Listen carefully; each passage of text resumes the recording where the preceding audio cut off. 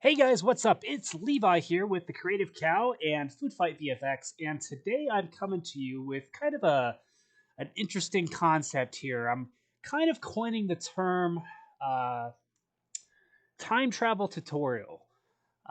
Okay, so what does that mean? Time travel tutorial. A little bit about myself. I kind of got my start when it comes to doing tutorials forever ago. And I did it for about a year or so when I was 17. I had been using After Effects for quite some time up to that point, but didn't really stick to it, so to speak. Ended up just kind of getting into the military and going through that route. And I had at the time made some tutorials that followed this TV show called Heroes. And I created a series of training tutorials that showed people how to create the visual effects that you saw in that show. And by God, it was awful, if I could say so myself. It was pretty bad. But if you guys wanted to check those out, I'm gonna head over here at another window. I'm going over to the place where I put these tutorials way back in the day, and I'm gonna do a search for the one in particular that am kind of remaking here today. So for time travel tutorials, what I'm going to do is I'm going to kind of go back, look at a tutorial that I made when I was 17, probably make fun of myself a little bit, let you guys kind of look at that real quick, and then we're going to redo it in today's standard, so to speak. So when I was a youngster, I had this idea for a production company or visual effects studio called LFP Industries, and I made a series of tutorials like I said, that showed people how to create visual effects back in the day. Let me see here. I'm just going to mute that video, and I'm gonna attempt to pull it over here onto our stream so you guys can see it here. All right. So I was 17 when I made this tutorial. This was, I want to say it was After Effects. It was probably CS3. I think it was version 7 at the time. And pretty much what I did, if I remember correctly, was I had bought a camera at Walmart and I took a picture of like a cement crack in a table. And then I pretty much I used motion tracking with After Effects. Didn't do a camera solve or a camera track or anything like that. But I had a pen and a piece of paper that was kind of next to me, which you'll see here in the shot. If I pause this, I kind of made this little this little dark triangle on this corner of the paper so that it had something of contrast to kind of compare itself to. Uh, I'll post a link to this video, but I have a rather squeaky voice when I was doing it. And again, there's that cement table that I was referring to. Essentially, use this image and its texture data, right? All that grit there that you guys can see. And essentially, I probably went in, just drew a mask around it, if I imagine, and then applied the tracking data to a null object, probably the position and scale, the rotation, and then applied that tracking data, or rather, I probably parented the texture or the cement crack image. I probably just parented its position, scale, and rotation to that null object so that it carried the same movement that my camera did. I'm not too pleased with the end result. It wasn't too bad, I guess you could say. Um, and in the future, I think when I do these time travel tutorial things, what I'll do is more than likely um, I'll more than likely probably throw a video of myself up, kind of complaining or watching, and letting you guys kind of follow along there. But like I said, I will post that video link in the comment section so that you guys can check that out. Should you guys want to make fun of me a little bit? In fact, real quick, I guess before I get too far along, I wanted to actually look at the comments here real quick. Let me see here. Like I said, this was 12 years ago. I'm looking for the one where somebody says I'm like Andrew Kramer's little brother. I'll find it one day. But anyway, here we go. So this is what I'm going to be working on with you guys today. I'm going to be showing you guys how to essentially do that same effect, but using planar and subplanar tracking techniques with Mocha Pro. Okay, so Mocha Pro, in its 2021 release, created a mesh warp tool that essentially allows you to not just use planar tracking, which is tracking a flat surface, but also subplanar tracking, where they break that surface up into a bunch of little triangles.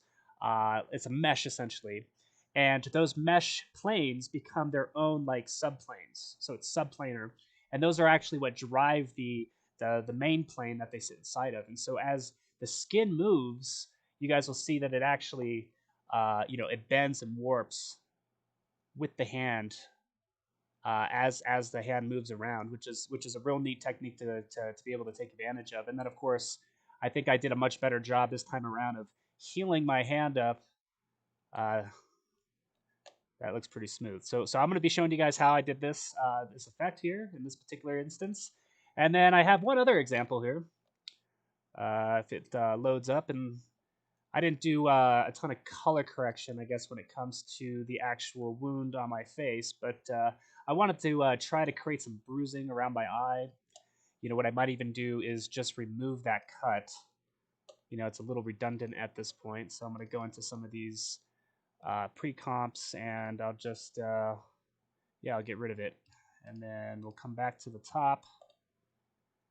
Yeah, so we'll just check out what this looks like just as a bruise, like if somebody had punched me in the face, probably for talking too much during a live tutorial series.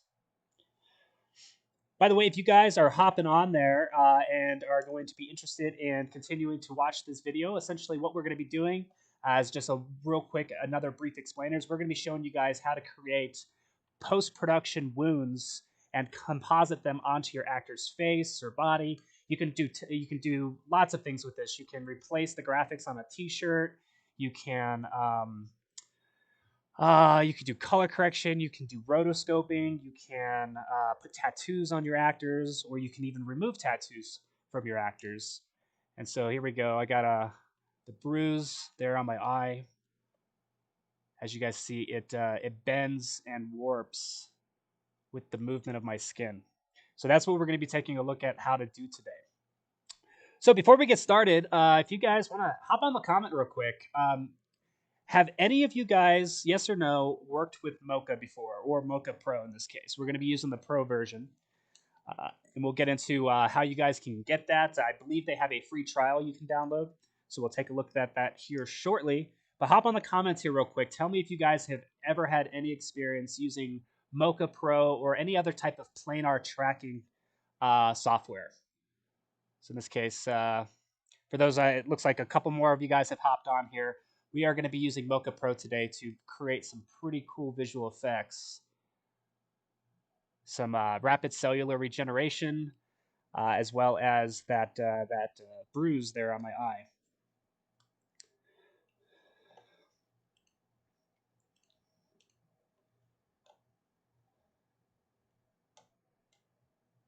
Everybody's shy this morning. Nobody wants to hop into that live chat. That's fine.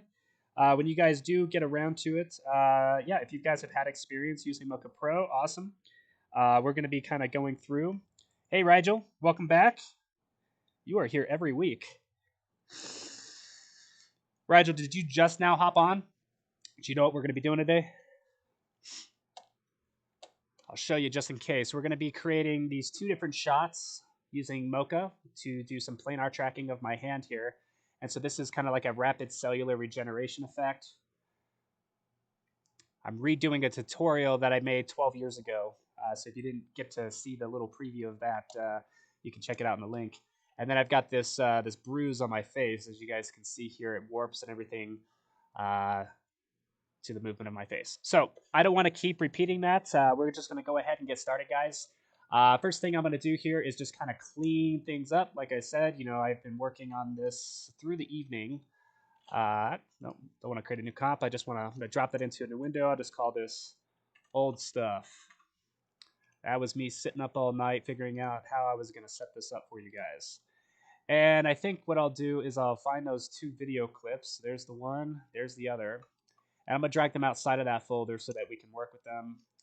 And I'll probably just stick them in a folder on their own. We'll just call it footage. I don't actually ever organize myself as good as I do on these videos, just so you guys know. I'm terrible at organizing my projects. Which one do you guys want to see first? Do you want to see this one, or do you guys want to see the one here with the hand? First person to answer that question is going to initiate that section of our tutorial. I'm going to wait here. I want you guys to interact with me.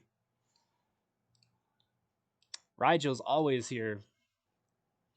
All right, Rigel says he wants the hand. All right, cool. So, Rigel, thank you. We are going to do this hand one first. So, okay. So I'm going to just close up these other compositions here, and we'll take this hand shot. We'll just drag it into not a new folder. Why do I do that? Drag it onto the new comp. All right. That is not the right one. Here we are. Sorry, Rigel. Okay, so here is the shot of my hand. All right. Now, I was kind of explaining earlier what planar tracking and subplanar tracking are. And subplanar tracking is kind of a new concept that was released by the company that makes Mocha. And I believe, let me see here, Mocha Pro.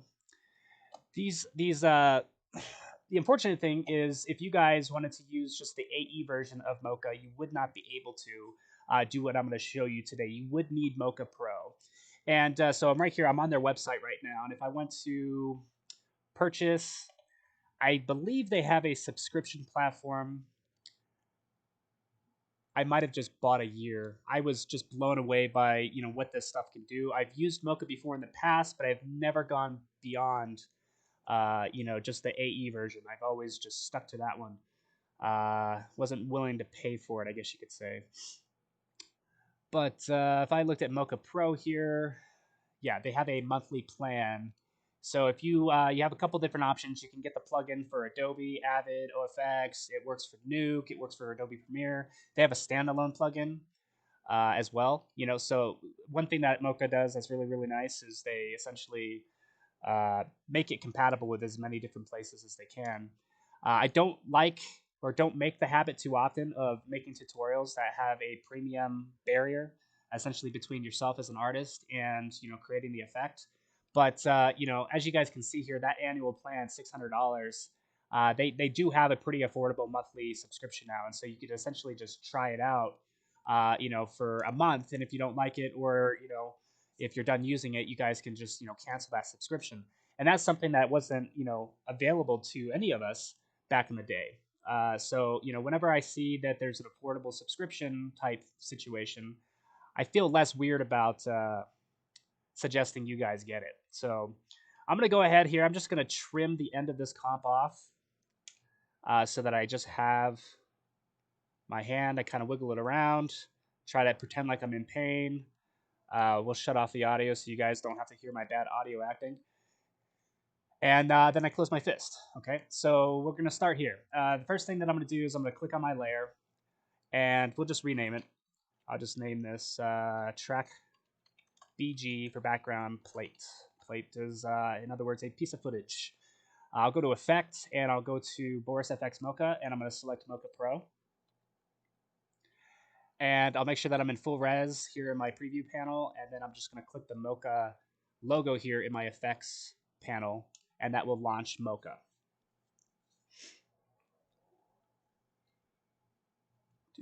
All right, so Mocha is opened, and essentially what I need to do now is I need to kind of find a place in the shot where my hand is facing relatively straight on with the camera, and also isn't lit by any harsh shadows or anything like that. So this looks like it might be a good spot right here.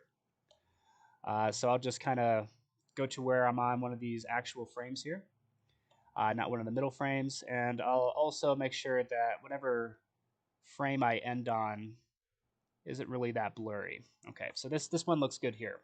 If you hold down the Z key and then click and drag, you guys can zoom in and out. So I'm just going to kind of zoom in, and then same as with After Effects, if you hold down the middle mouse button, the scroll wheel, you can kind of click and drag holding that down. And so I'll just kind of, unfortunately, when you scroll up and down with your mouse, it's what actually takes you through your timeline. And so that was something that I needed to kind of get used to. So I'll hold down Z, kind of zoom out a little bit. Let me kind of explain what planar tracking is to start out. Pretty much what you always start out with is, a spline tool, right? So it's this button right here with the X. I think we did this in a tutorial previously. And you can just kind of click and, just like rotoscoping in After Effects, draw a mask, a shape around an object that you want to track. And this is essentially going to look at the image data that's within inside this mask here, and use that image as though it were a flat plane. And it's going to use that data as a flat plane to essentially track its movement. So I'm going to select all these and then just grab one of these endpoints. I'm trying. Come on. I just want to round off my mask. There we go. So I just rounded it off by selecting all the points and then clicking and dragging down. And so we've got our mask here. Now, once you have a mask, essentially, what you can do, if I click this button right here, this is our show plane option. And if we select the layer that we made, you guys are going to see here that toggles on and off our plane. Okay. And so like I could essentially, tell the software that this is the perspective that my plane is set in. So this is how you would do things like a screen replacement or whatnot. So moving on, essentially, down here in this bottom panel of options, you've got a track tab. And so inside the track tab, what you really are going to start out with most of the time is this motion section here, where it allows you to track for translation, or like the position, scale, things getting closer or further from the camera, rotation, you guys know what that is, shear, which is kind of like that, it's a perspective thing. Perspective in terms of, the orientation of the plane toward the camera. And then there's this mesh option. And this mesh option is what we're going to be getting into here in a little bit. The next section is what type of motion are you going to have? Is it a lot of motion, i.e. is it somebody running across your camera's shot? Is it like a big dolly track shot, something like that, something where the camera's moving quite extensively? Is it small motion, which would, I think, be the best example here? It's just filming my hand. My hand isn't moving around too much. And then manual track, obviously, you guys would just be tracking by hand.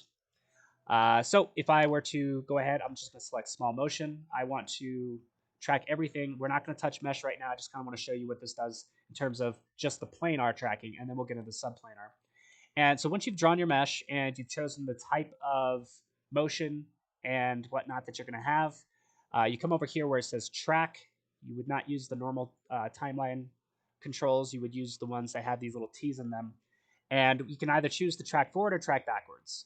And the reason why I'm not at the first frame or the last frame is because, as I said earlier, I want to make sure that I have a frame where my hand in this instance is facing right on with the camera and doesn't have any shadowing on it. So I'll hit track backwards just to kind of start out with. And you're going to see how this plane essentially is being tracked to my hand. Now, it doesn't have any mesh data, right? And you guys will be familiar with what that is essentially once we get to that point. But you'll see here, there's that skew or that shear. It's obviously, changing its scale, its rotation, all that kind of stuff. And so you have a track here of the palm of my hand now. Now, I'll just go back to where this little green icon is. That's where we set up and drew our shape. And then I'll just hit the track forward button, and it's going to go through to the end here and track forwards in time. And so essentially, as you guys can see, what it's doing is it's using the image data here that's inside of this rotoscope that I drew. And that image data, it's looking for all these good little contrast points where it can grab onto and go frame by frame by frame and essentially try to guess the orientation prospectively of this blue outlined plane, right? So you'll see as my hand rotates to the left or as it squeezes inwards like it just did, those four corners are going to be moving around a little bit. So this kind of thing is really great for, essentially putting signage onto a wall or replacing a stop sign with, something else, in a moving shot, or, just basic color correction or rotoscoping. There's lots of different things that you would use this type of stuff for. But I'm going to delete this layer. What we want to show you guys is the addition of subplanar mesh tracking. And so if you guys essentially, the way you looked at that, that was just a single plane, right? It was just a flat surface. And so I'll find a spot again that I like. Right here looks pretty good. Maybe go down a couple frames. Yeah, right there. I'm going to take my spline tool again, but I'm going to draw a spline pretty much around the entire border of my palm, making sure to kind of hug nice and close to the edge. There's a really useful feature here. It's this magnetic tool. You hold down S to use it, or you can just click on that, and it'll actually automatically like put your let me see here. I'll just hold down S as I do this. It's gonna find an edge of my image, right, and help me with my tracks better. It's essentially kind of like a snapping tool that is going to kind of snap to an edge, and so it's looking for those edges for us. I'm gonna go ahead and do the same thing I did before here. This is our plane, okay? And so I'm just gonna try to keep it as much of a square as I can, right? Because this is kind of like, essentially where we're starting out. It's facing directly at the camera. So we're just going to center it in my palm, all right? So the next step after we've done this, I'm just gonna select all these, give us a nice smooth shape here, and selecting that layer again, I'm going to come over to this motion section down under track. And so I want to still, solve for all of these, position and orientation data, but I also want to create a mesh as well. And so now what this has done is it's taken our plane, right, and it's chopped it up into all of these little triangular sections. It's essentially created what are called subplanes. And these subplanes are looking at the image data that's inside of each of themselves. And it's using that data to drive the movement and shape of the entire plane. So the plane isn't using its own image data. It is using the data that it's receiving from all of these various subplanes. Now, essentially, the next step would be to choose small motion because we're not doing a lot of movement. And we're going to adjust some of the settings here for this plane. So small movement, my hand's not moving all that much. You have two different options here for mesh generation. This is kind of like the next section we're going to be moving into. The first one's automatic, and that's going to just kind of automatically create a plane and put the points where it thinks would best suit the purpose it has. The next one is uniform. Uniform is probably going to be the one that we use here. If I just hit generate mesh, it's going to uniformly distribute all of those points, if that makes any sense, rather than using the image data it sees to do that.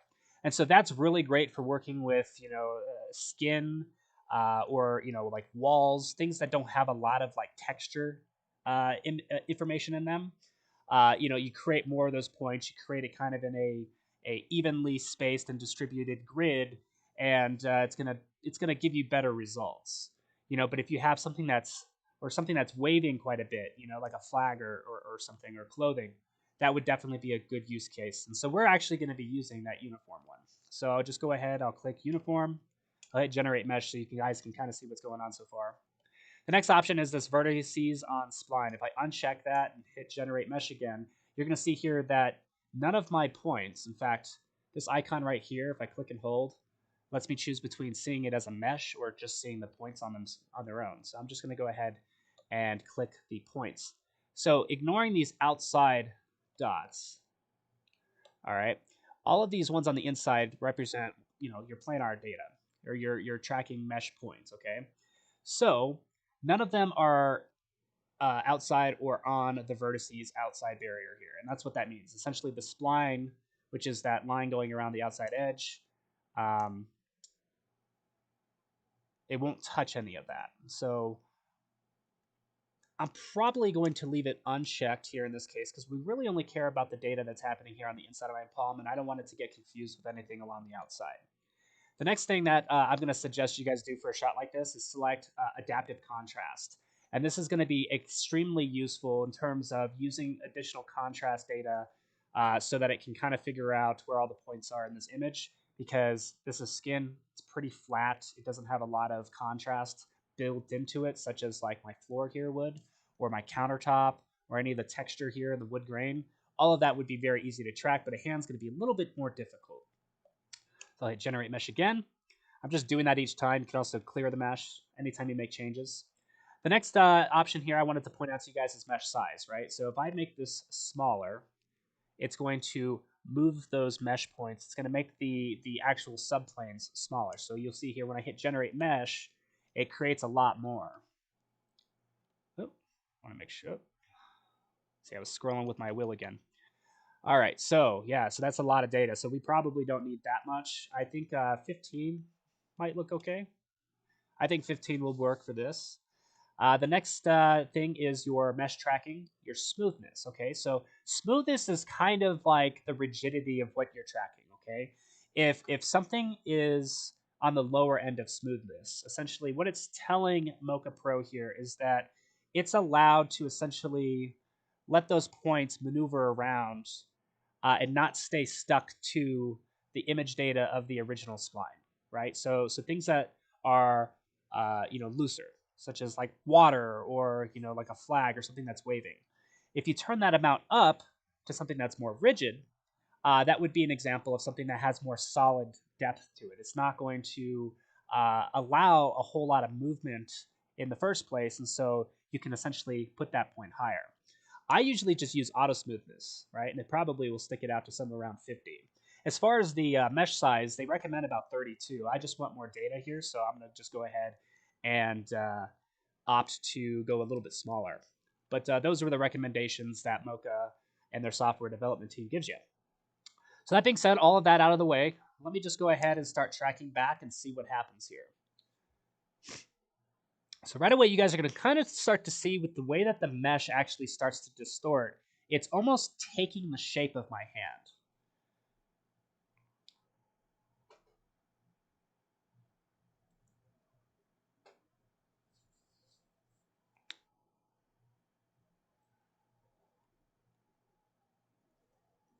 This is one of those hurry up and wait moments.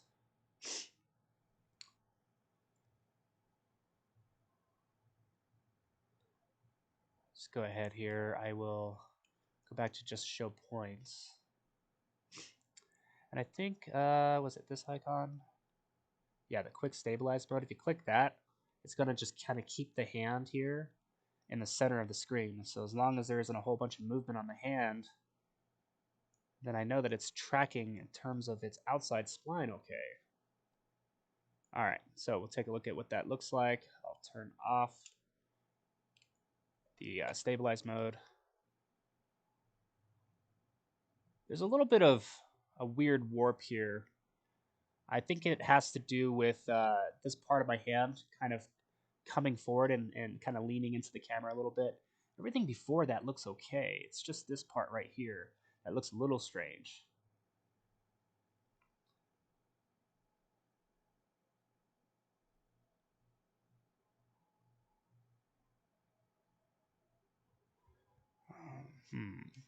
So I think I'm gonna hold down Control Z and let this work its way back.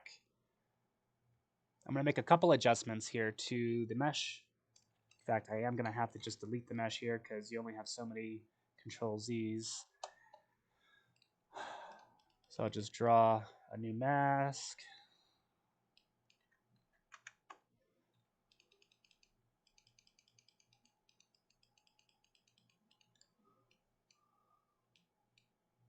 Goes pretty quick once you get the hang of it.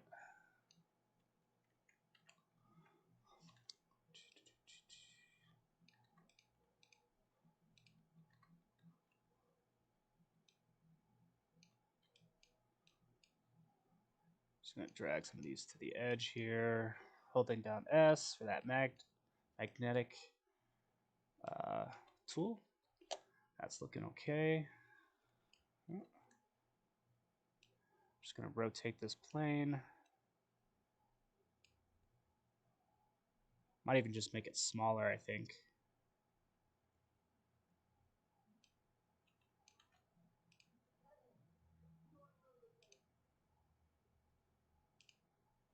Yeah, I'll leave it alone. All right.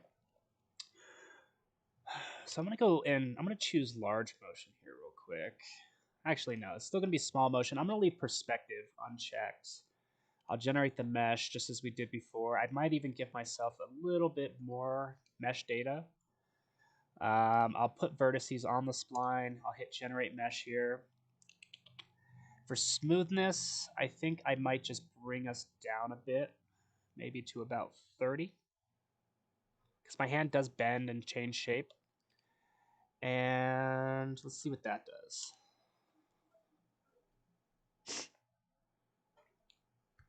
No, no, no. Stop. All right.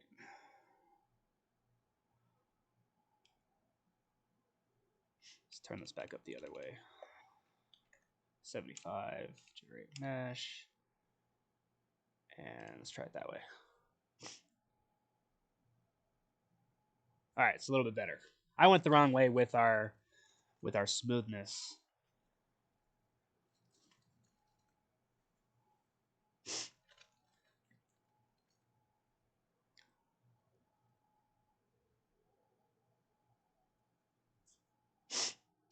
Yeah, so I think we're just gonna have to play with the mesh tracking for the smoothness here and there. Like it might be a little bit just too rigid right now.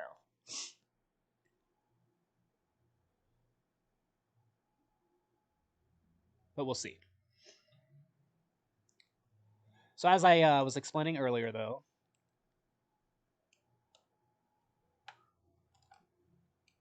show mesh, stop.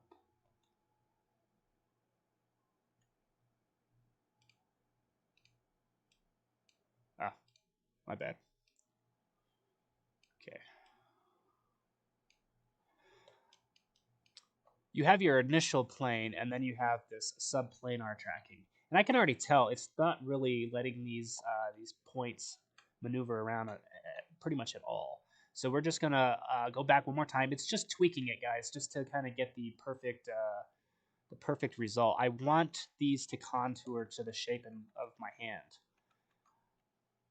So I'll come back here. I'll clear the mesh. I'll generate the new mesh. We're going to take that tracking down to maybe about 60. And then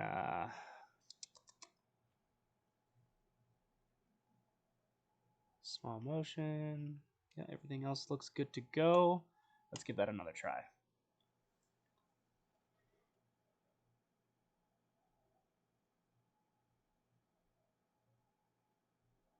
Yeah, you guys can see the curve here. It's starting to do its thing. It's starting to take the shape and the form of my hand. That's much better. I'm going to zoom out here so you guys can see a little better.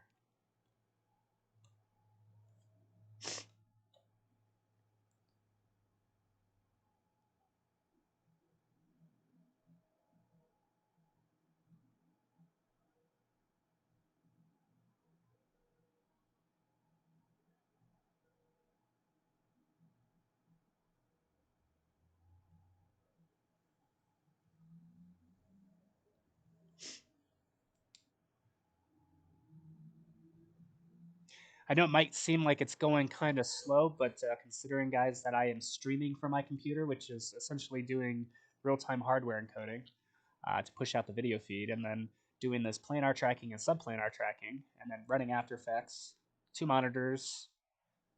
I'm also watching the stream and looking at the chat feed. You know, should you guys want to say hi, go ahead and say hi. I'm paying attention to that. It's almost done tracking back to the beginning. And I can already tell this is going to be a much better track than the original one I showed you guys.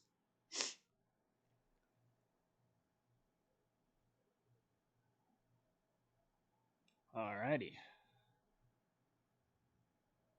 I'm liking that a lot. Let's go back to our initial frame here and just track forward now. Have I done a well enough job, guys, of explaining what subplanar tracking versus planar tracking is and how it's using a combination of both to drive this track? Are you guys following along okay?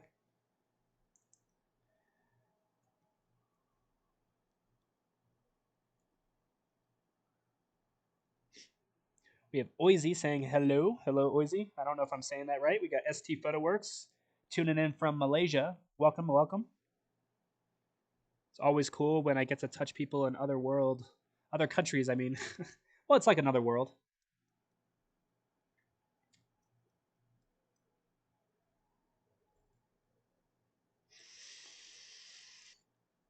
That's what's so fantastic about the Creative Cow. It's a worldwide community.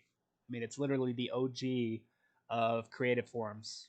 It predates YouTube, guys. We're on YouTube right now, but the Creative Cow opened in 2001. YouTube didn't come around until 05. So being able to tap into that community that's worldwide, it's quite awesome.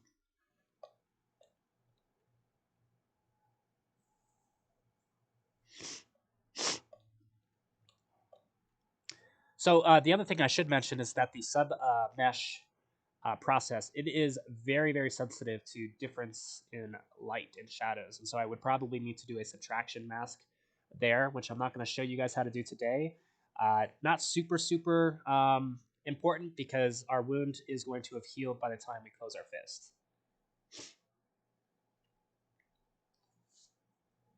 PMusic22, thanks for hopping on.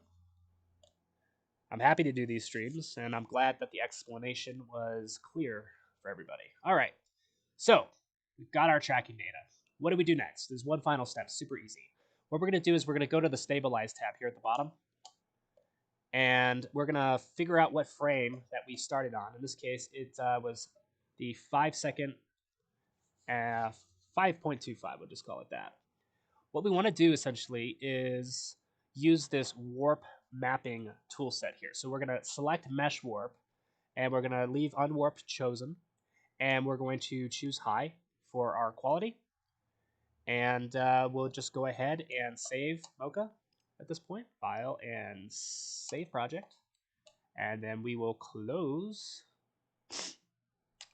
the window.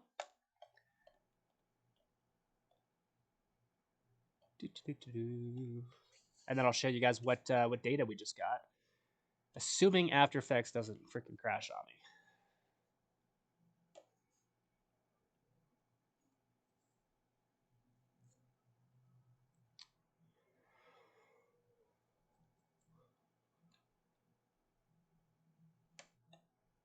Oh, Lord, please don't.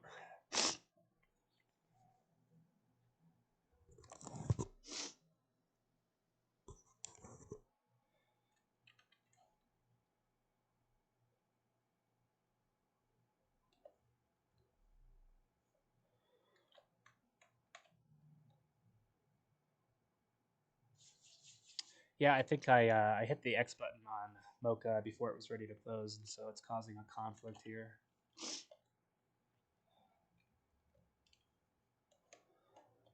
Sometimes I just try to scare After Effects with the Task Manager. It's very often when I pull the Task Manager up and I click on After Effects and I start hovering over the End Task button. Sometimes it's like, oh, wait, no, I'm good. Sorry. I'll just I'll end the Mocha task, though, and see if that gets things going again for us.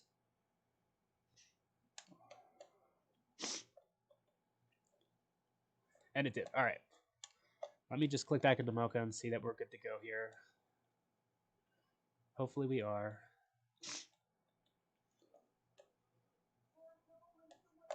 We got our layer.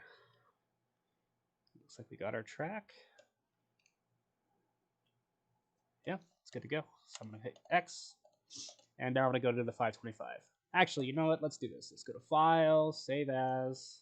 We're going to save this project real quick. To save it in documents. Here, we'll call this Mocha Tut Live. All right. So I'm going to go to the 525 mark, which is where we initiated our mask. Page up. As you guys can see here, it's highlighted 525. And so this is essentially where we started. All right, so what do we do from here? Let me kind of break that down for you. I'm just going to create a text layer here. I'm going to call this test. All right. I just wanted to kind of fill up the palm of my hand, which is why I did 3 layers there. All right. Now, essentially what we're going to do is we're going to copy the Mocha data. We're going to just copy the entire instance of the effect, and we'll paste it onto whatever layer that we want to warp onto our footage, or in this case, onto the surface of my palm. The thing about that, though, is that our video here is a full 1920 by 1080 video, and this test is instead 167 by 167. So if I tried to attach that tracking data right now, it would just squish the text even smaller. So instead, what we'll do is we will pre-comp the text. And so I'll just go choose Layer, Pre-Compose, and I'll make sure that Move All Attributes into New Comp is selected, and I'll just name this Text Track Test. Before we start building out the wound, I just want to make sure that this actually tracks and looks good. So I will copy, Control-C, and I will click now onto this pre-comp, and selecting into the effects panel, I'm going to hit Control-V, and that will paste Mocha onto our text layer, onto this pre-comp. And then I'm going to go down to Module Renders, and we're going to select Render, okay, and we're going to choose Stabilize Warp. And we'll also choose High, because that was the selection that we had made inside of Mocha earlier. And so now what it's done here, as you guys can see, is it starts to warp that text. Now it's very important that we go to that 525 point in time, because that's where we started this all, and that's where we would want to essentially be our kind of like our source frame. And so you guys can already see that this text is starting to warp. Now how good does it warp? I don't know that quite yet, because we're kind of playing around with the smoothness of the warp track, you know, so it might be too rigid, it might be too loose. We'll find out here in just a second. Rigel says, hey, my PC crashed while rendering. Rigel, were you doing something along these lines, or were you just kind of playing around on your computer? I'd have to say, so far, this looks quite all right. We'll find out here in a moment.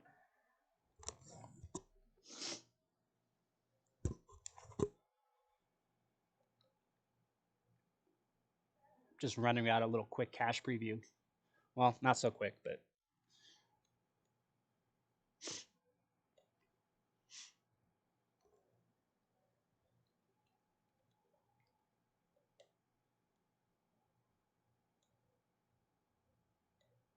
it's certainly staying tracked to the hand very nicely. In terms of its warping, though, we'll see how well it does there. It does get larger at that one point, but it's not as bad, though. Well, there it is.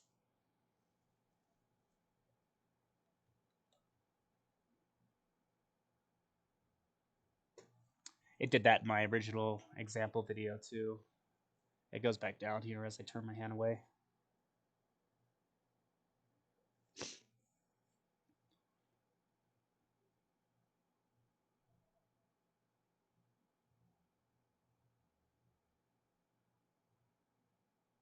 All right, I think I've seen enough here.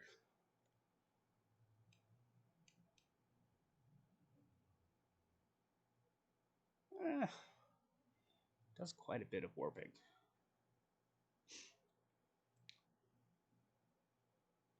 I think it's okay, though, for this particular example, because I'm not really going to be even putting something that fills the entire palm of my hand. I do like here at the beginning how it's warping with my skin there. Put this down to like 3rd res. And look at the end here. I mean, I just go in there with you know, some creative rotoscoping at the end, and I can close my fist over the wound. It's something I did not have in the original example video.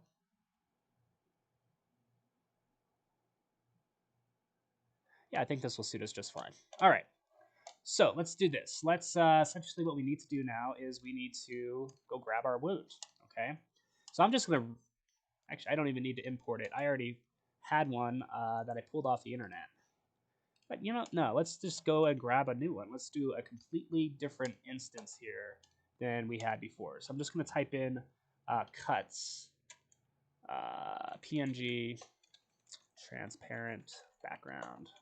I don't like to have to cut out pictures if I don't need to. And so you just look around online, there's probably going to be tons of different options here in terms of different types of wounds or cuts. Let's narrow our search down. Thank you, Google. That one looks kind of nice. What else here?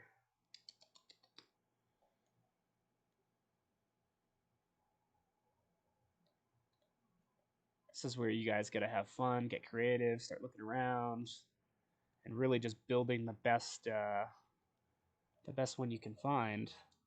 I think I kind of like the way this looks. Yeah, it's not really a PNG though. They like to trick you.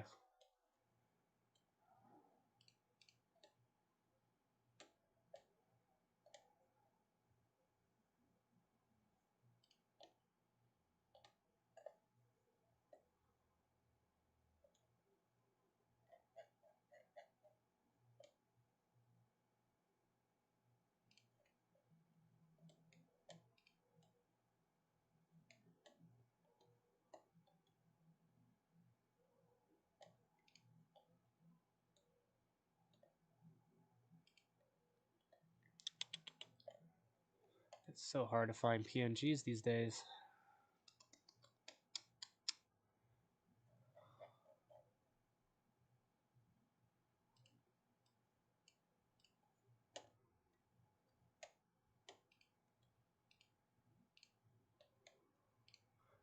I think I'll use this one maybe.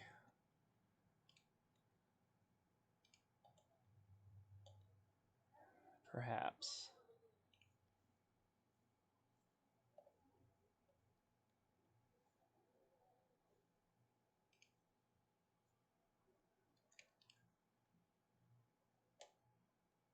This is the one I used earlier.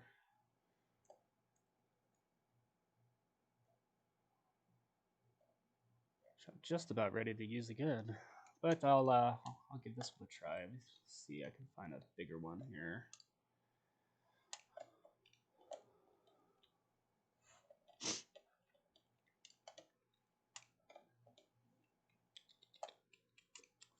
Alrighty, I'll just put that into download, save.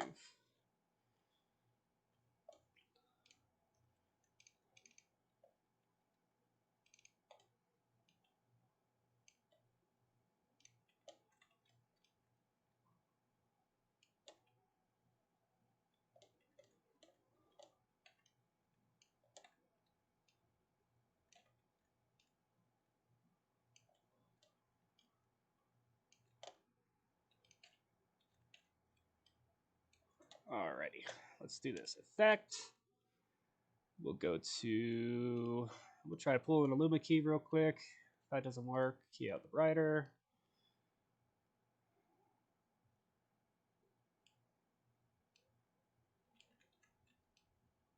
Then I'll just go to the damn website and download it manually.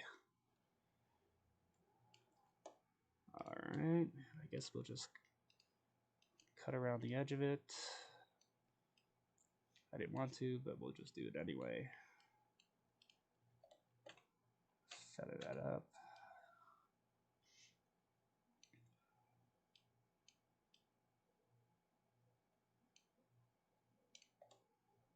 And now I'm just gonna hold down Shift, hit up and or plus and minus on my keyboard, go through the blending modes, find something that blends it real nice. Not too concerned about the color because we'll do some color correction at that point.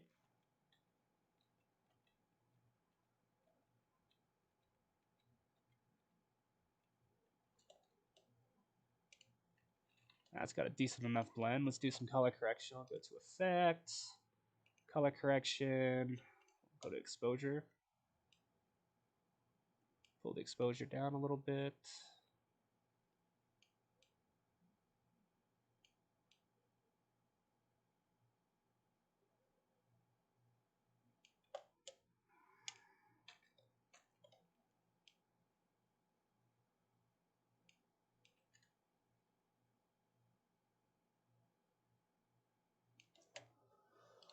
All right, effects, curves.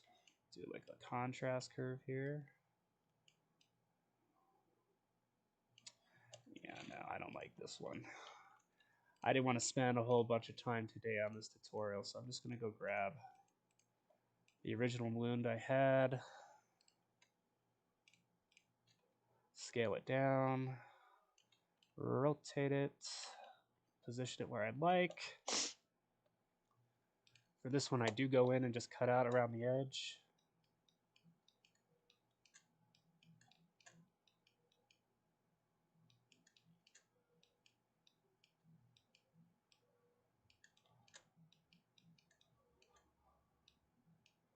If you guys haven't gotten rotoscoping down all that great, there's this game online you can play that literally it involves you creating shapes off their instruction rotoscoping, and gets you really thinking like, oh, how would I make that shape? Can't remember the name of it, but I played it in like middle school when I was first learning how to rotoscope. I've been using After Effects since about 2011 or so, and it helped out tremendously. I'll see if I can't find the link and post it somewhere. I'm gonna just feather the edge of that mask just a tad.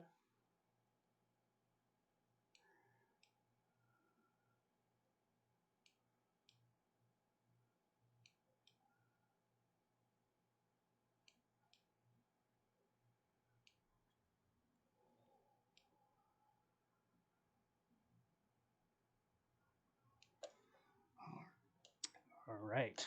We also want to make sure that we're doing this again, guys, on the 525 mark. So I'm going to go to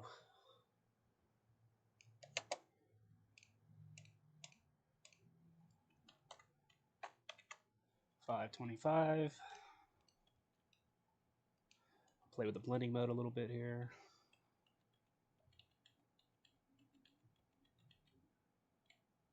That kind of looks cool.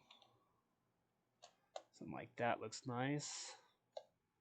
I'm going to soften that edge out, so I'll go to Effect, Color Correction. I think if I do a Curves adjustment and go to the Alpha and pull it down, yeah, I should pull the edges in a little bit for us.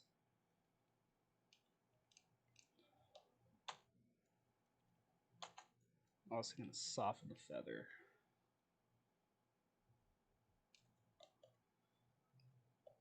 Okay. We've got the start to a wound. Okay, and it's set up as hard light, unfortunately, because when we go to pre-compose this, layer pre-compose, we'll call this wound comp. Doesn't do too bad. I can play around, just check any of the other blending modes, see if they look nicer. And we'll do color correction later.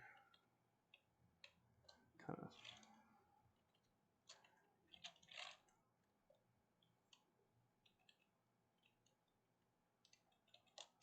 Alrighty.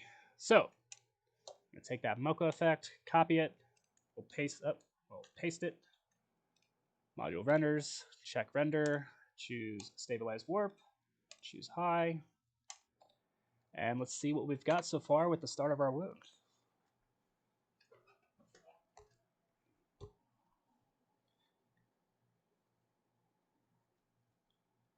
If you guys do me a favor, if you haven't subscribed to Creative Cow and you guys are learning something, or if this is seeming like it would be useful for you in some manner, shape, or form, hit the like button for us. Subscribe to the channel. Go check out creativecow.net. Maybe share the stream. You know, it takes just 2 seconds right there. You just minimize your window, hit share. You know, let the other creative guys that you know or work with in on the secret that we're live right now, and maybe they can also find some use out of it. You know, I don't get paid to make these tutorials. I just I do it because I kind of well, I enjoy it. I like to be able to pass on some knowledge. I don't think I'm the smartest guy on the internet or in this chat even. I'm sure that there's plenty that I can learn from any one of you guys, but I enjoy it, and I'd love to see it grow. My computer is bogging right now, though, trying to keep up with everything. So I'm going to go ahead and stop the preview. Does not look too bad. As you guys see here, as I kind of open my hand up, stretches with the hand.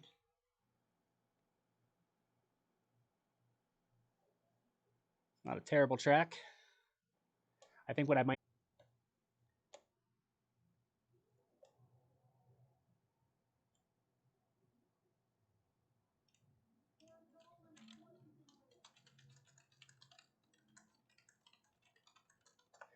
All right, guys. Do sincerely apologize about that. I don't know what was going on for a moment there. Heard a bunch of banging and noise. I think the electric company was outside messing with the building because the power just shut down. I was right in the middle of explaining something to you guys. Justin Livingston, I know you hopped on there, said howdy from the Big D. I don't know what that means exactly, for sure. But thanks for popping on if you're still there. Guys, I'm so sorry about that. Luckily, I figured out from the first time when I lost internet connection, my very first stream with you guys, I had the YouTube live stream set up so that it would automatically end the live stream and automatically start the live stream when it starts receiving the video feed and when it stops receiving the video feed concurrently. And so that was a huge issue, unfortunately, because, well, I think it is as self-explanatory as I can possibly make it. The stream shut down right in the middle of talking to you guys, just like it did now. This time, though, it was the power. But because I was able to just turn the computer back on and the stream was still technically going on YouTube's end, I just had to open everything back up. So let's get us caught back up here real quick. We've got that track that we did. We're just going to go to the 525 mark. All right, there we are. We're at the 525. We're going to grab that wound again. See, it's a good thing I saved this project, guys, right? I know Rigel was there when that happened. We'll rotate this. I'll scale it down. Kind of position where I want it.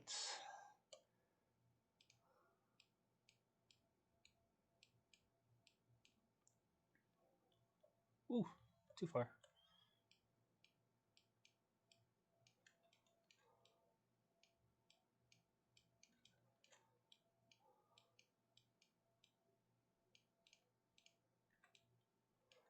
All right, feather that just a tad. Okay, we'll pre-compose it. Okay. We'll name it wound pre-comp. Okay. You know what? Layer pre-compose. Got to move all attributes into the new comp. I didn't choose that option. Wound pre-comp. All right, I think I'm getting back into the teaching mode. I apologize, guys. All right, so we're just going to take that Mocha track that we did. We're going to copy it. We're going to paste it onto our pre-comp. If you guys are just tuning in, the reason why we pre-comped it is because the track was done on a 1920 by 1080 video. That wound was not 1920 by 1080. So we pre-comped it, which essentially makes a 1920 by 1080 layer. You know, so when we paste this effect in and we go to module renders and we choose render, and we choose that stabilize warp and high quality, we should now be good to go.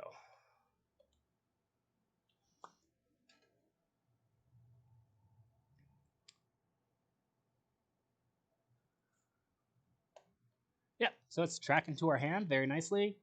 And what I was essentially right in the middle of saying was that this effect is procedural when you've pre-comped it in this nature. And so what I'm going to do is I'm going to hit this lock button up here to lock our composition view, okay? And then I'm going to double click on the wound pre-comp, which will open up a new composition window next to the other one. So I'll lock this one as well, and I'm going to drag it over here, okay? So on this side, I've got our master comp. On this side, I've got the comp where our wound is sitting, okay? And I'm also going to just take our wound pre-comp and I'm going to drag it over up to the side of the comp window so that we can essentially have the timeline for this one set up. And we've got the timeline. I guess it would be for this one set up. Yeah, all right. So now, essentially what we can do is we can start adding on to this. And we do it inside this window and it shows up here. So if I toggle this off, it goes away, okay? And so, you know, now I can start adding in all sorts of cool stuff. So I think I've got like some scar tissue imagery that I'm making for a product. There it is. So we can drag that into wound pre-comp. Close that. I'll drag it in over here. You can scale it down.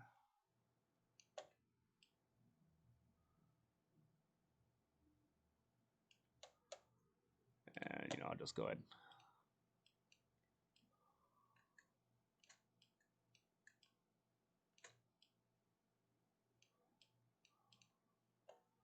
Lay it in there. Hit the F key, feather the edges.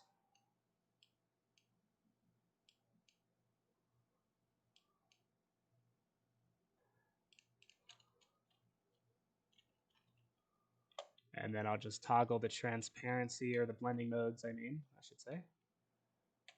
Watching the main comp window until I get a look I like.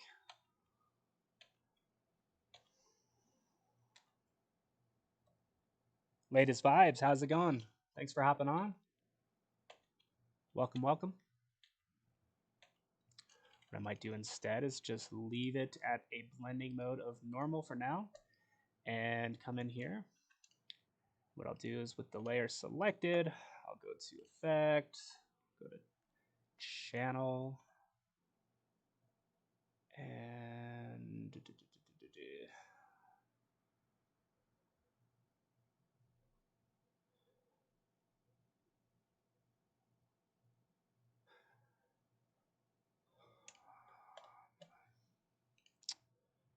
set it as a matte. Maybe I'll play with the Luma mode or alpha mode.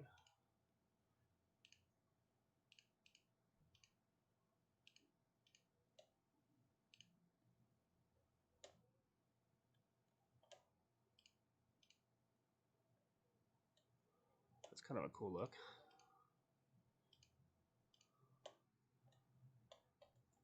So what I'm doing here essentially is using a track mat to affect what's visible of the scar tissue layer, which is essentially making my hand reappear wherever there's white, and wherever there's black, it's transparent, and so the scar is still showing. And so if I go to the scar tissue layer, and I go to Effect, and I went to Color Correction and chose Levels, right? If I start bumping up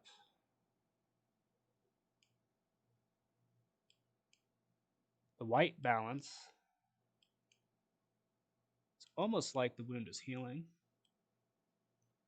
That's kind of neat. So I think what I'll do here is I'm going to go all the way towards the end of the clip when I want the wound to start healing up. So maybe like right here, all right? And I'm going to, on the scar tissue layer,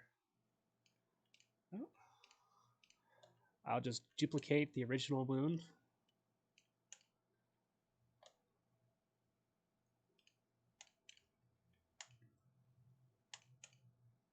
Oh.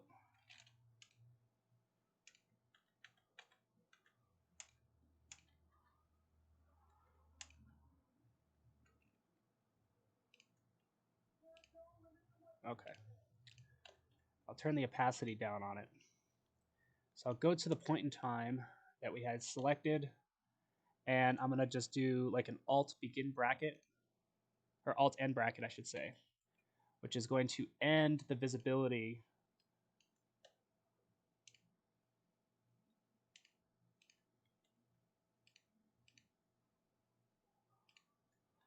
the heck.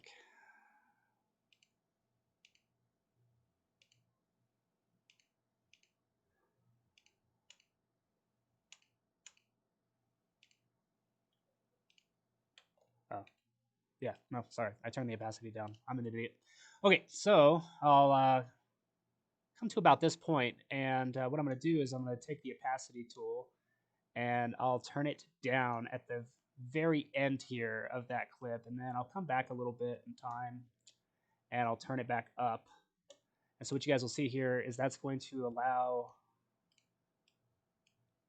that bottom layer, which is using that Luma matte, to fade in. Or rather, the one above is fading out.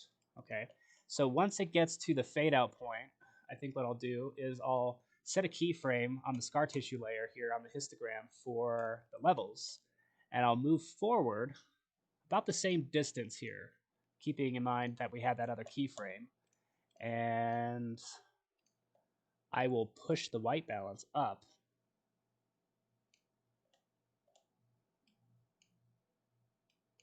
Let's see what that looks like. It's kind of cool. It's like it's closing in on itself. Might need to do more black input just for contrast, I suppose. Oh. This is keyframe, so I'm going to hit the U key here. U. And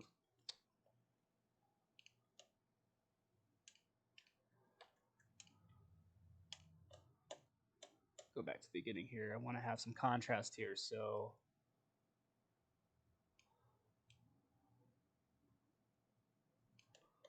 make some adjustments there.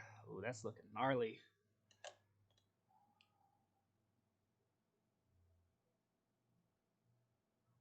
Okay, I think that's gonna look good.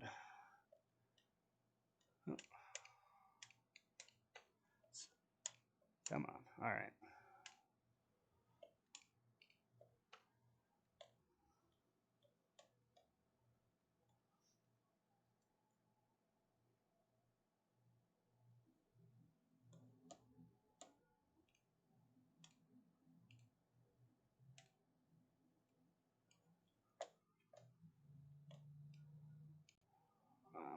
Okay, I don't want to wait till the very end.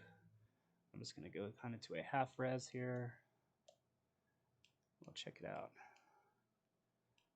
So I did another tutorial around the age of 17 where I did like a teleportation tutorial, and I used essentially like a fractal noise effect, bumped the contrast up real high, so it was white over black and real smoky, and I essentially faded from white to black to make myself disappear and did the same thing. And so now it looks like the wound is essentially kind of starting to close in on itself.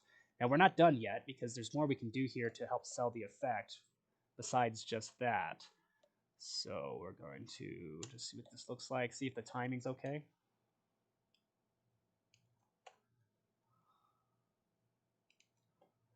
That seems about right. All right, so back over here in our wound pre-comp, what I want to do is I'm going to pre-comp this pre-comp. All right, so I'm going to kind of go to the point where our effect starts. I'm going to select all these layers, and I'm going to go layer, and I'm going to choose pre-compose, and I'll move all attributes into the new comp. And the reason I'm doing this, okay, is because what I want to do now, I'm going to go to composition settings. I'm going to turn the background of this comp to like a green color, and then turn off the transparency grid just so we can see it a little bit better, and go back up to full res. And then I'll make some room here. Now the green is essentially black now. I'm essentially telling After Effects, hey, I want green to be essentially a 0 value on the alpha scale. Oh, crap. Okay, sorry, I lost my point. Okay, so now I guess what I'd want to do here is I'm going to apply a mesh warp effect. So I'm going to go to distort, and this is going to allow us to create the effect that the wound is closing in on itself. And so we're going to turn the grid count up. In fact, we might just need to...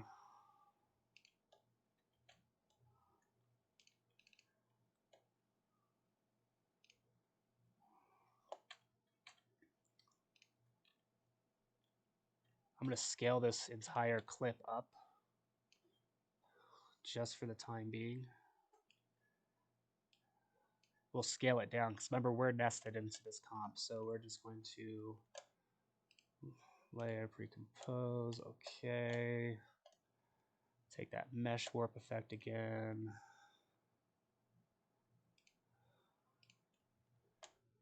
Turn up the grid counts. All right. So we will click the little eye stopper there on distortion meth or meth mesh. Oops, a daisy.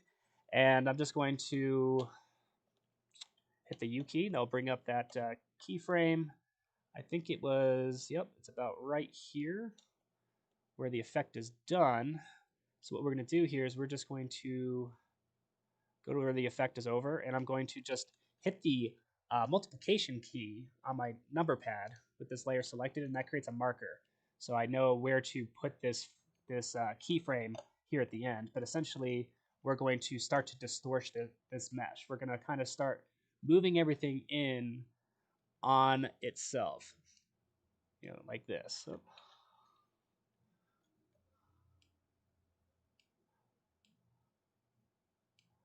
So this is what gives us the impression, if you guys remember, that the wound was closing in on itself.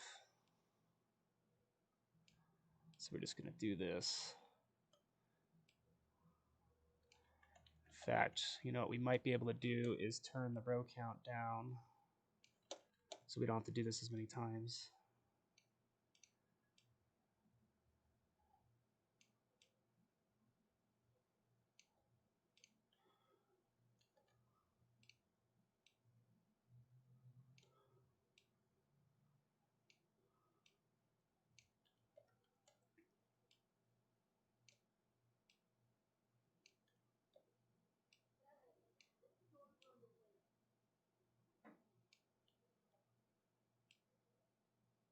I think this is the equivalent to like the puppet pin tool in Photoshop.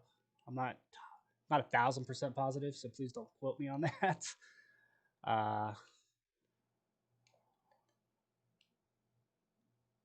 But I think we might have all seen those videos. These people will take like an outline of a perfectly symmetrical face, kind of like not of an actual face, but just kind of like of what an outline of it would look like, and then layer that over top of an actual individual who does not have a symmetrical face, and then they'll sit there and they will warp the features of that individual's face to kind of fit with inside the outlined constraints of that overlay. And by the time it's done, like, it's night and day. They look like a freaking supermodel or something. Like, you can make Donald Trump or Rosie O'Donnell or whoever just look all of a sudden like a rock star. Well, not in this.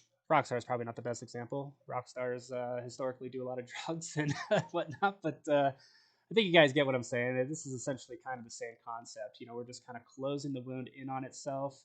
It's okay if it doesn't look all perfect, it's all squiggly and whatnot. That's perfectly fine. All right, so now that that's done, what I'm going to do is I'm going to move this keyframe down here to the end where that marker was set. You guys remember us setting that marker. The reason I set that is because it dissolved before I got to this point, so I wasn't sure, what we were looking at here in that respect. We might even start having it close in on itself, oops, a little bit before.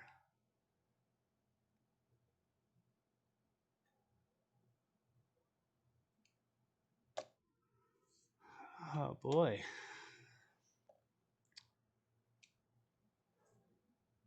Okay, that is terrible.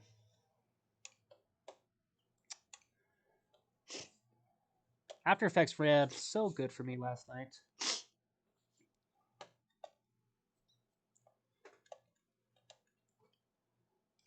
Let's see how well I set up my autosave. Documents, autosave, Mocha Touch. It's 939. I have a 938 right here. Boom. Lucked out. File, save as. I'll save it over the original.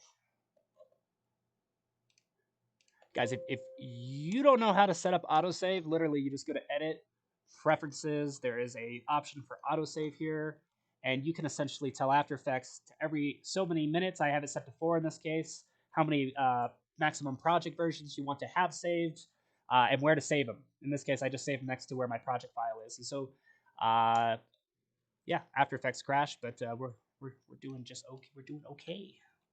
We're okay, guys. So I'm just going to find where that mesh warp effect was. It's right here. Hit the U key. Yep. Literally, it's right before the crash.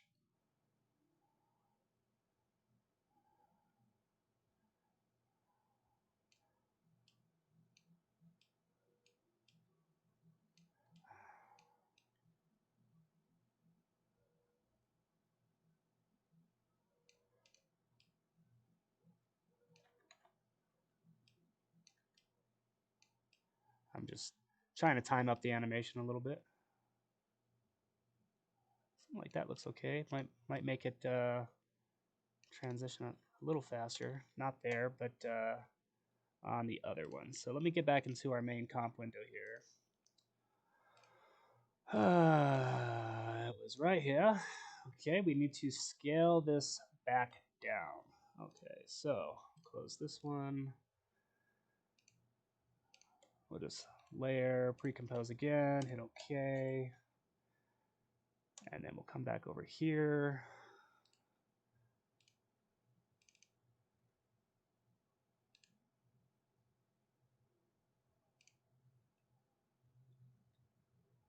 And I'll lock the window here.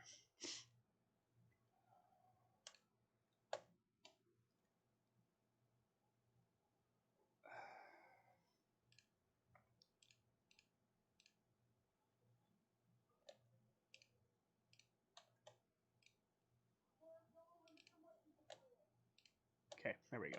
All right.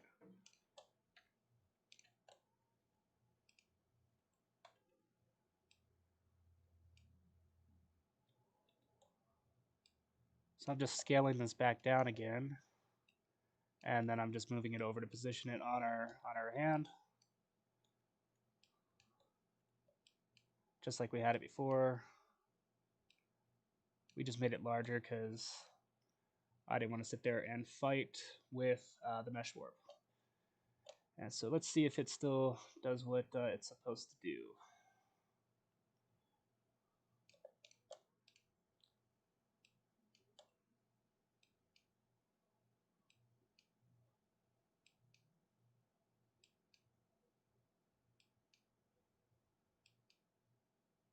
Well, it's not closing in on itself, but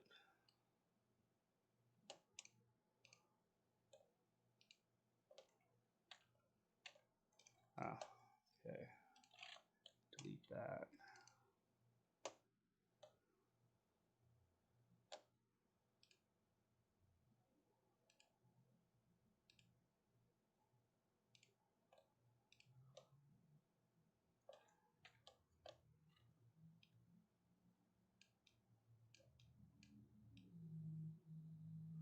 Oh, that's why. Okay. All right.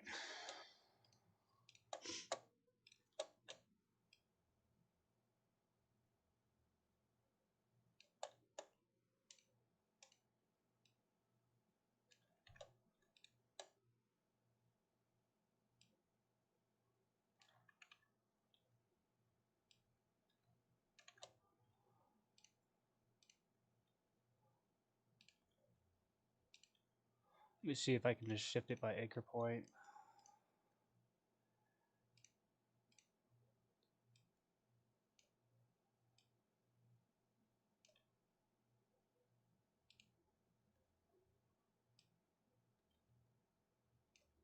Nope.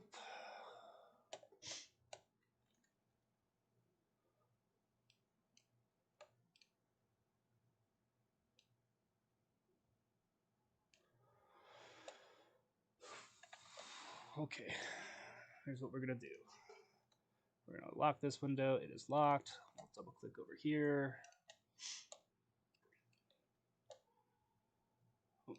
We will just slide it over. And this is why I've nested all these comps pretty much over and over and over again.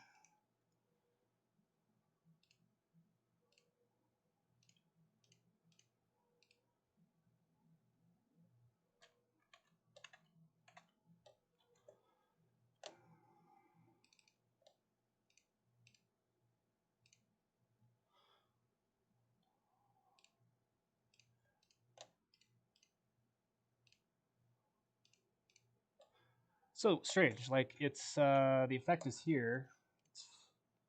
It's fine. And then I go into the pre-comp.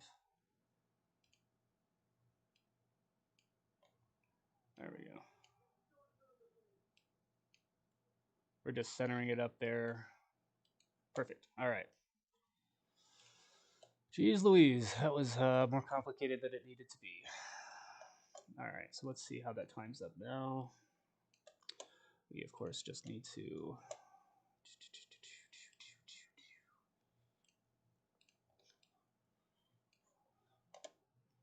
get ourselves set back up like this.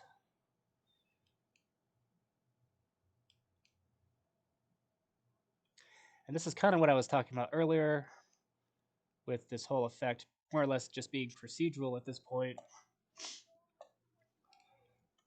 is we can change anything in these layered or nested comps below, and it's getting a little messy at this point, just because I'm trying to quickly work around certain things, but yeah,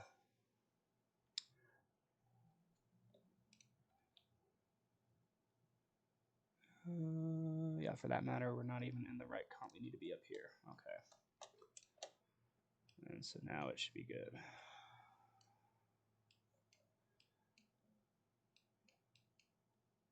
Okay, yep, it's tracked. Okay.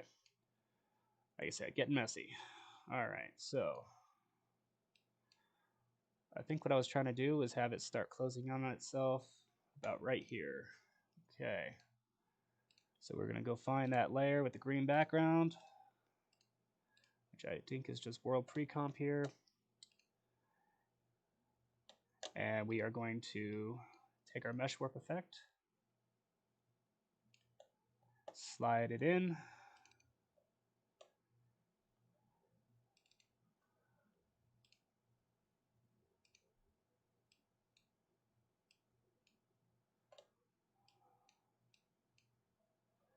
Alrighty, close out these, close out that.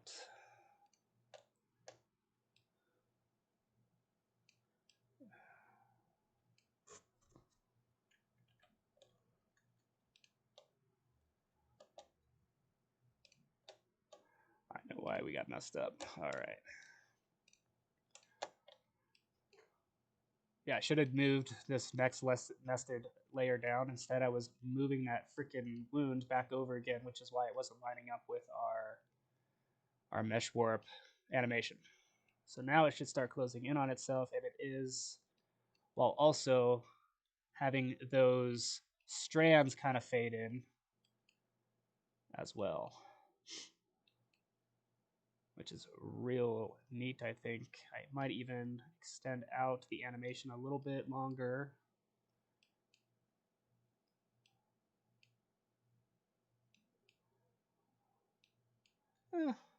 No, pretty much right here is where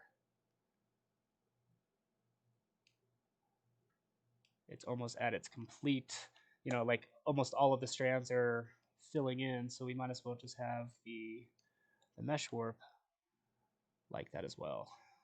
All right, so let's go back up to our top comp here, and I'll close all the rest of this, and let's see what that looks like. I'll just go to like a half res here. I'm also going to purge my disk cache.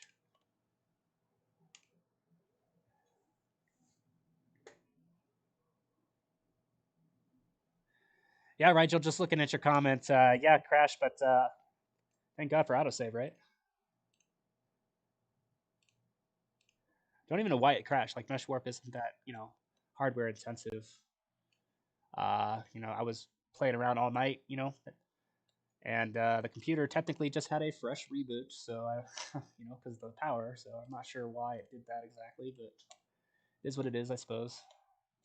Just doing a real quick half like preview render here. I'll just go toward the end, make my comp timeline area a little smaller.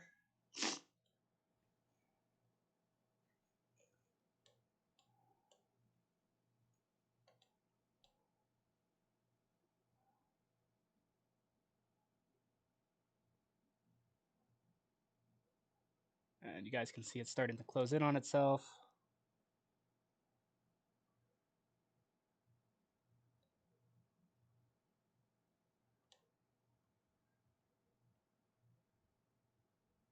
Very cool.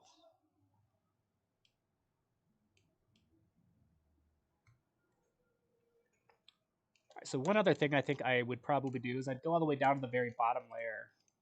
And I think this, yeah, this is where like all of our original scars live, okay? What I might do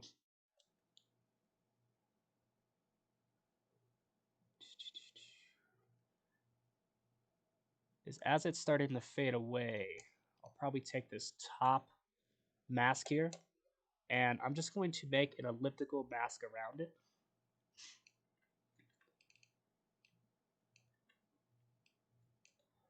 All right, and the idea here is that if I set this mask to the correct option, I think it would just be probably intersect.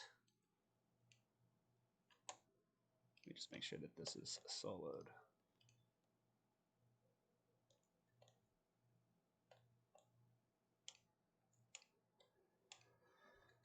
Delete.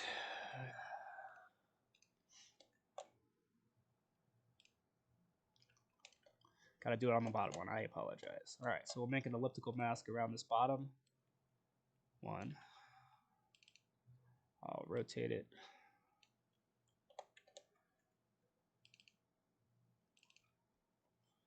And I'm just gonna move it like right here just so we can see what it does when I start adjusting everything. Yeah, so intersect, I was correct. So I'm just gonna put this up at the top, right? Okay, and then as we go forward, as it's starting to close in on itself, right, and starting to fade away, what we will do is we will just set a position keyframe on mask 1 here for mask path, and we're gonna go forward to where it's completely dissolved just about, and we're just gonna pull the endpoints in. And what that's going to essentially create the effect of is as the wound is closing in on itself, it's closing in from its endpoints. And we just probably just need to offset the timing a little bit. And idealistically, we can line that up with our mesh warp effect to begin with. And so I think that's right about this point. It's maybe here.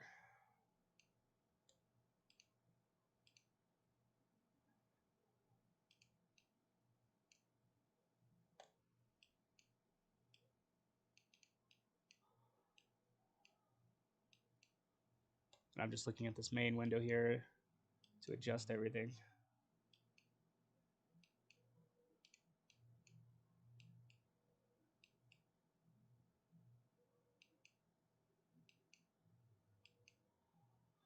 The other thing we can do is on this original mask here, the first one, we can hit MM twice. And slightly after it starts to get cut off on the ends, what we can do is we can set a keyframe for the expansion, and then we can pull the expansion inwards, which will kind of make it close in on itself that way as well. So we kind of have something like that. Might even make the inwards bit start first.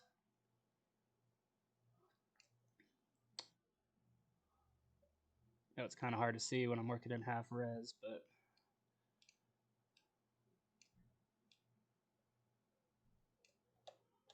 all right. We'll go back up to full resolution here in the top comp.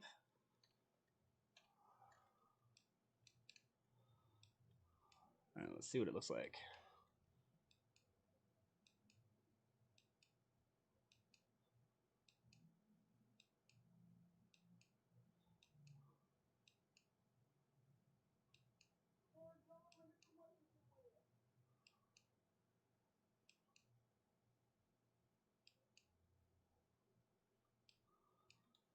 It's looking good other than the feather being a little soft. So I'll hit MM on that one, and I'll pull in the feather amount. Should make it a little bit of a harder edge for us. I might even just keyframe that to take place. So we'll start like somewhere where we were a minute ago for the feather, and then we'll move forward to the end, and we'll pull the feather back to 0, and maybe just pull that a little bit back in the timeline. So as it starts to shrink, the edge starts to sharpen, right? Because the skin is closing in on itself, essentially.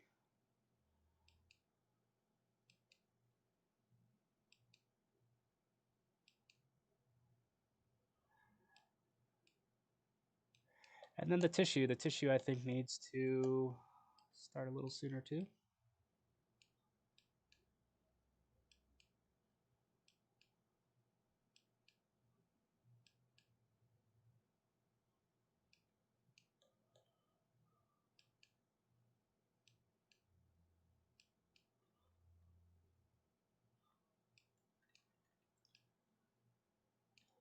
And I think we'll isolate that tissue just to the central part.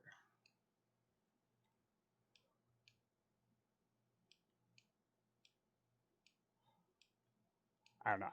This isn't necessarily supposed to be like a step-by-step guide, guys. This is just us kind of hanging out and having fun. And pre-comp 3, I gotta change the color of this mask. It's driving me nuts. Let's make it green. The whole point of doing it live is like, if you guys see something and you don't understand what I just did, I encourage you to stop me and ask, and hopefully I see your question in enough time, because I'll just turn off the transparency grid. There we go. I can see now.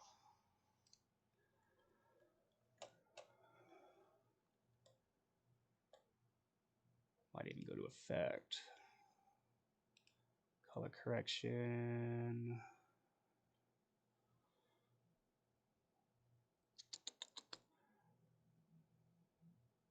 I kind of want to make the white a little bit more pronounced. I might be able to do that with a curves adjustment if I go to the alpha, play around with the alpha there.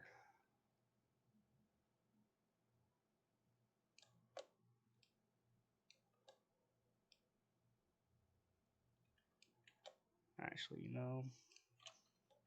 I think like a matte choker might do a good job.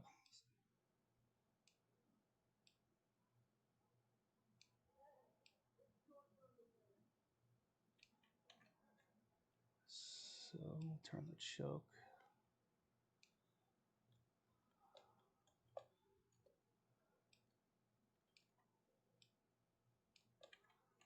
I might need to do a set matte first. Effect, 3D channel, no, just channel, set matte. All right. And then effect. Let's use curves now.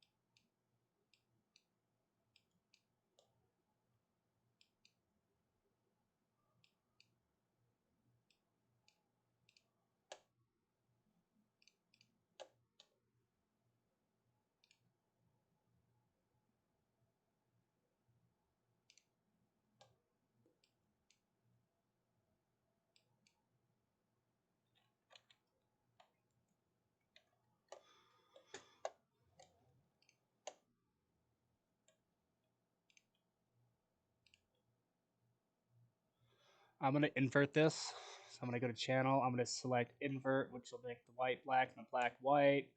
And then I'll do that exposure adjustment to boost the brights.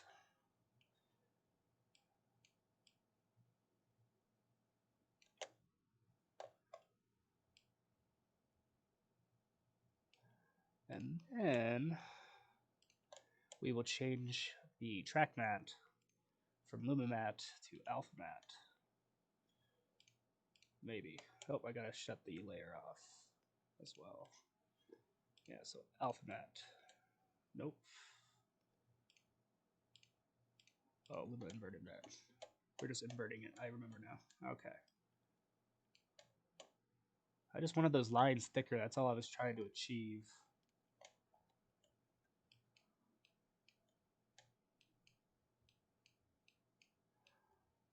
I also don't really like the idea of them just fading in as that top layer fades out. I kind of want them to grow from the outside. Okay, so I think I have an idea for that. What I can do is we can make a small little mask in the middle on this layer.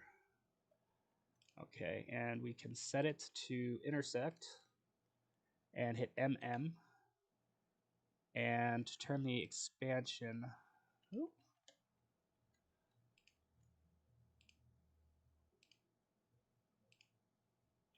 MM. Turn the expansion.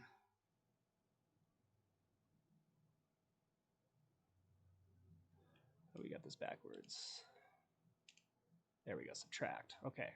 So now when we play with the expansion here, it kind of looks like it's coming inwards. And so what we'll do is at the beginning, we'll have the expansion up real high. We'll set a keyframe. And then we'll shift forward to the end, and we'll have that expansion pulled way in.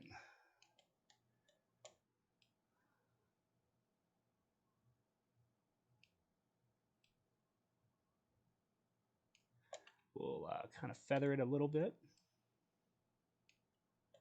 Oop, wrong one.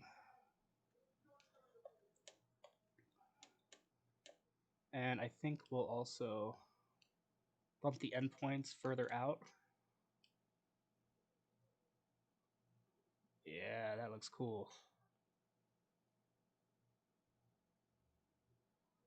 They move a little too quick. I think they need to move at the same pace that the skin is coming inwards. Something like that. Let's take a look at that in our main window now.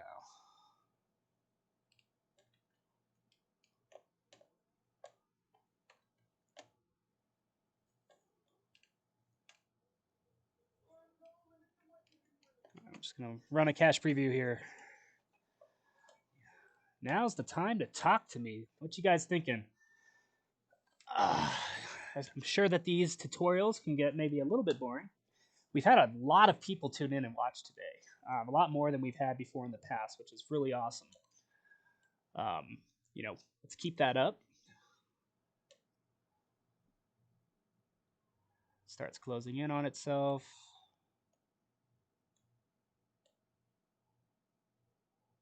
Then the skin grows together. Something's off about the timing. It needs to start growing inwards when it's larger, I think. So we'll go back to that bottom comp. This should hopefully just be the last adjustment I think that we need to make. Alrighty. So something like right here. What we can do is we can take the opacity of that top layer and we can pull it to about this point or so. And then we can start having the tissue grow out sooner.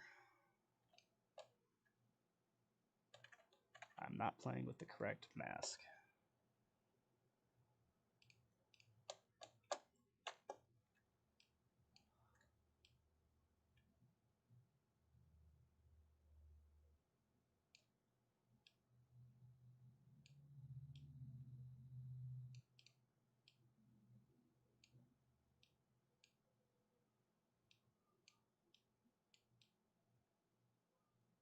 There we go.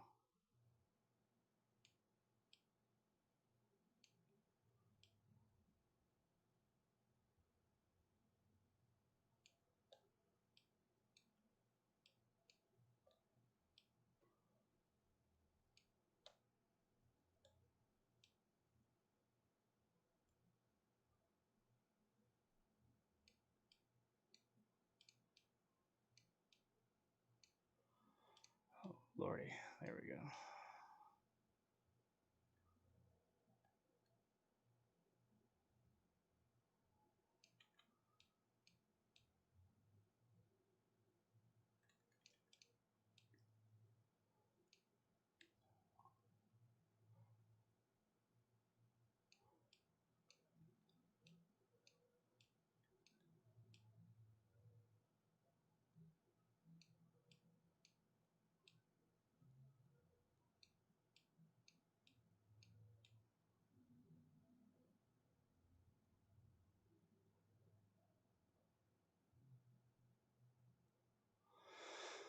Okay, that's looking nice. The only other thing I think is we need to maintain and respect the edges.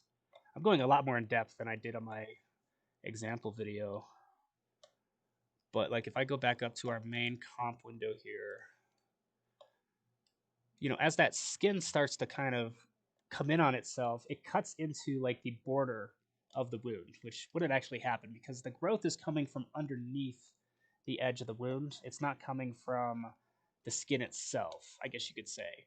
And so let's think about how we might do that. I think what we could do is just duplicate the scar tissue. Just hit Control D. And I'm just going to move it down here to the end.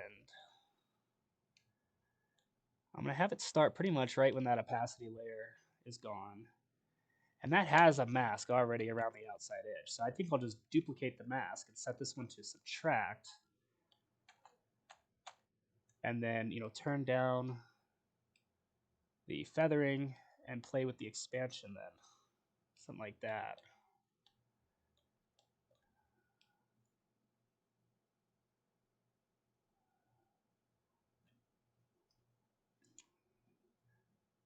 The only issue though is that, let me delete this one. I think the one that we're going to want to duplicate is the one that's closing in on itself because it's already got animation set up for the close. So we'll duplicate this one. Stick it down here toward the end. M, U. All right, so we got the mask expansion for that one, and then we've got M.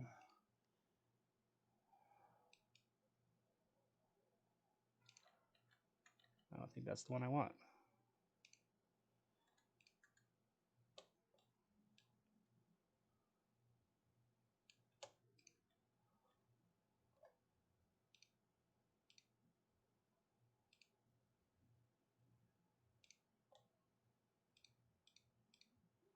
It's definitely in this one. Control D.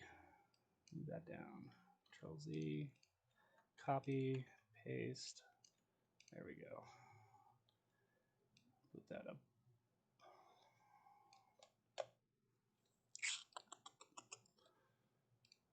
No track mount. Put that above the scar tissue layer. I'm putting it above the scar tissue layer because we're using a track mat to create the effect that it's closed in. And let me turn off my transparency grid so I can see. Yep. I can delete this second mask here, mask 2. I only care about this one. I'll duplicate it. Do what I did a moment ago. Let me solo this real quick.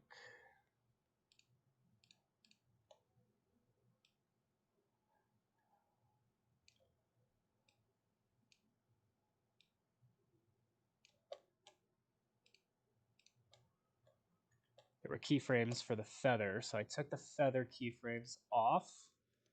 And then it should close in on itself automatically, and the reason it should is because we already had the animation on the other one, And so since that was the one that we duplicated, this should create essentially a bordered edge. Let me see here. Again, it's got to be above that one. No track mat.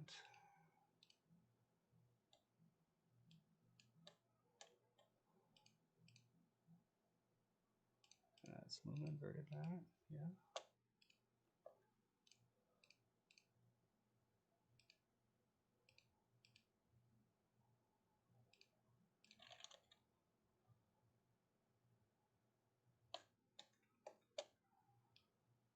There we go.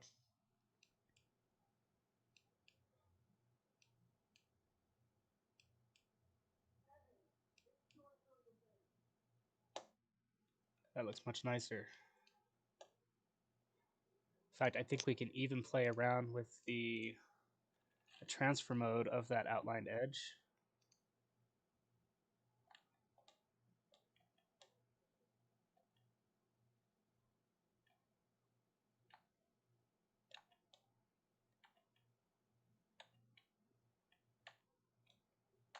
Or the blending mode, I mean.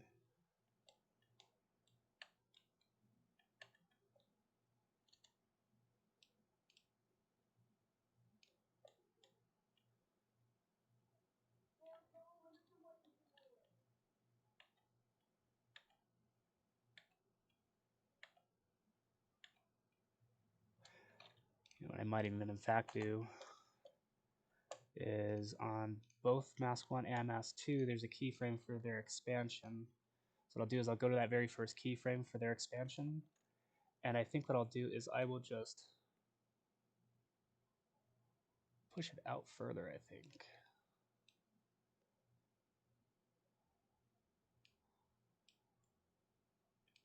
And then feather this outside one.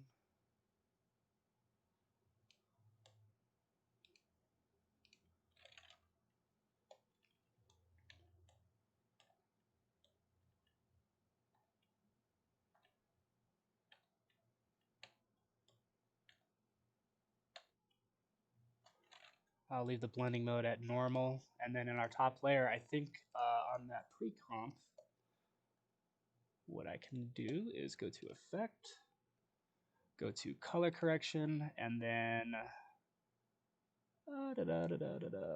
levels, no, not levels, curves, Effect, Color Correction, curves. Oh my lord, Effect. Color Correction, curves. Go to Alpha, pull down the alpha value. There we go. And then I think I might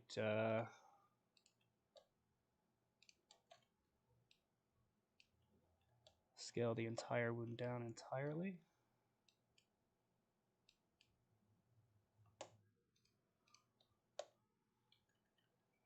Looking nifty. What I can do now is I can take the background track plate and the wound. I can go to Effect. I'll go to Layer. I will pre-compose these again. And I'll just name this CC. This could be like color correction. I'll tint that pre-comp. So I'll go to color correction. I'll choose tint. And I'll turn down the amount of tint just slightly. That's going to essentially give them the same tone, the same saturation.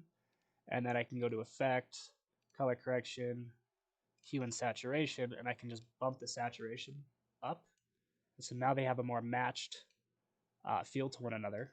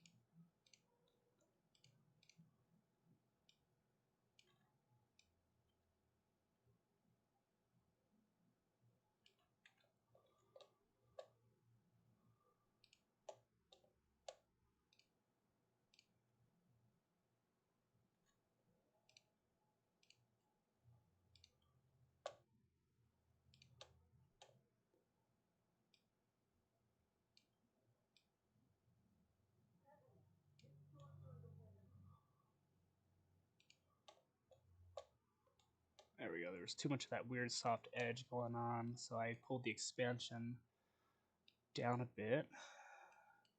That looks really cool. It's like closing in on itself. It's getting smaller. It's pulling in toward the center. It now matches. It's got the same tone as the rest of our hand. If I go back into that color correction one,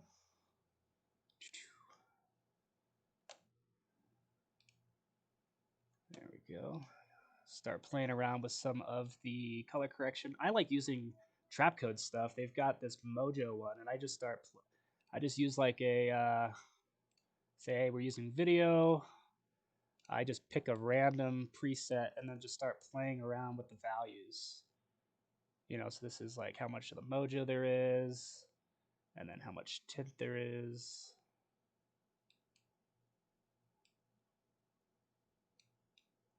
I kind of just work top to bottom when I do it.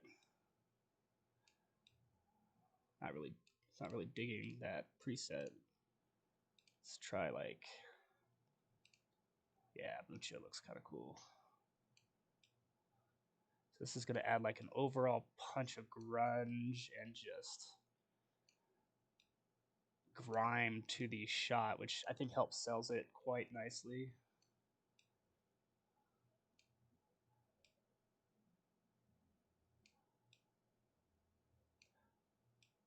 Starting to kind of feel like one of those zombie movies. All right, guys. There it is. That's kind of what we got to. I'm just going to let this do its thing and play. It's doing that cache preview.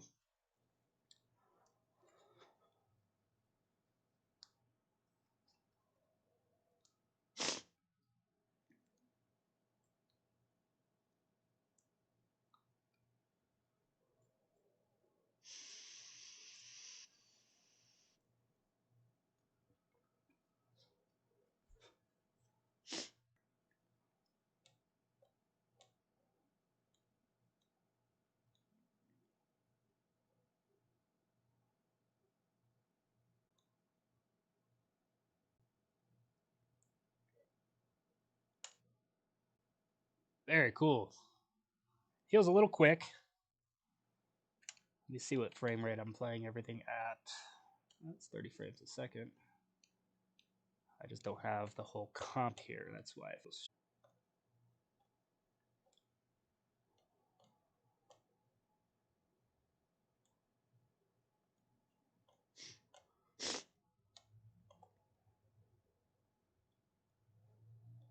Sorry about that, guys. There's something goofy with the internet. I just went ahead and disconnected, reconnected. Should be good. And I believe we should have our buffer preview here ready to go as well. I'm going to just go ahead and wait till it gets to the end. I'll stop the preview and see how it does. Ah, that's sick. I think the healing is a little quick. But what I really like about it, guys, is, you know, we added in. Give me some trouble here. Hold on a sec. There we go. What I really like about it is how well it shifts as my hand here moves. I probably could have turned the smoothing down some even. You know, when we did our track so that it just warped a little bit more, didn't stay as rigid. The only other thing oh, oops a daisy.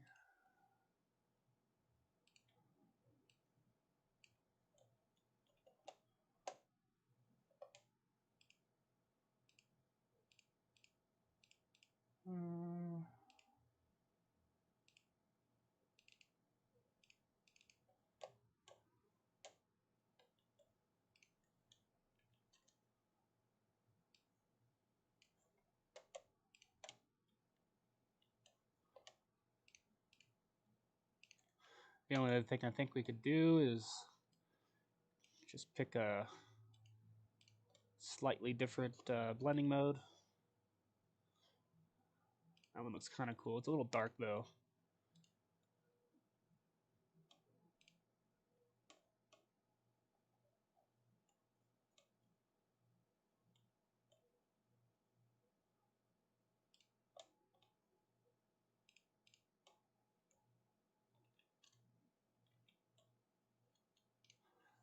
Leave that blending mode to normal, and then I'll go to effect, color correction, levels. I'm gonna just put the black input, or pull it back.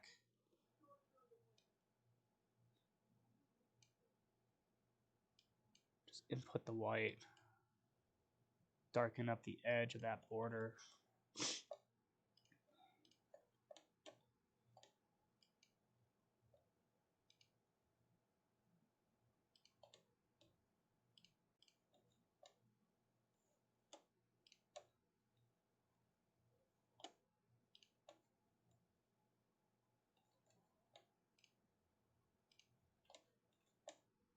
All I did was get rid of it. All right. Uh,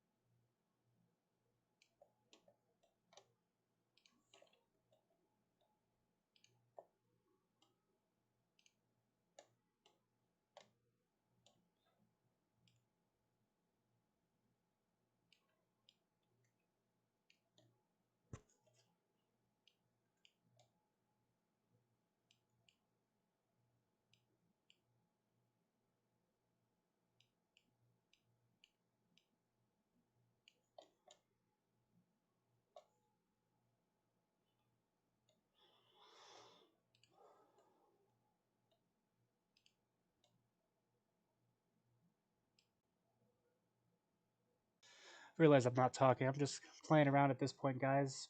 Trying to look at different looks and options and speeds and transfer modes and all that kind of stuff. You know, I'm just trying to help get the effect to sell. And I just think that we might need to just have this end animation here poke through a bit quicker.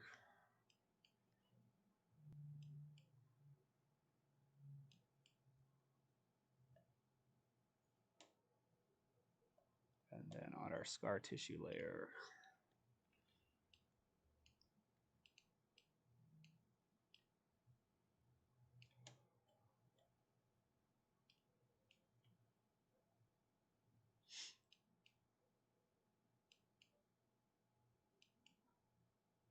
there we go. That's looking cool.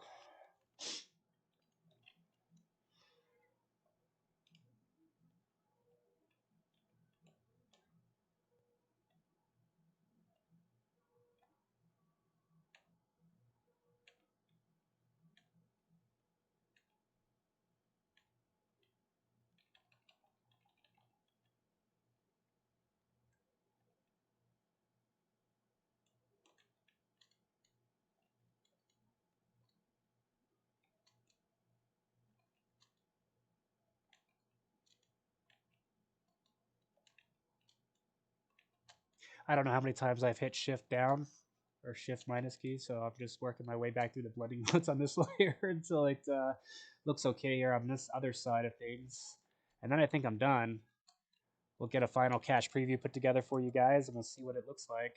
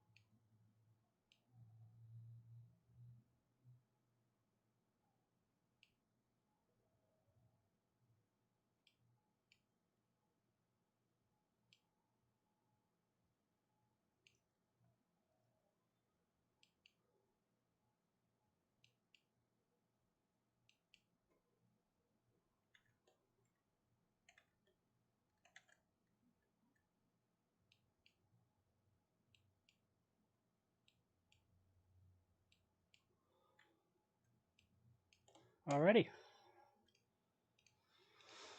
Okay, I think we're done. Guys. Let's just take a last look at it and see what we think, and then we'll wrap up.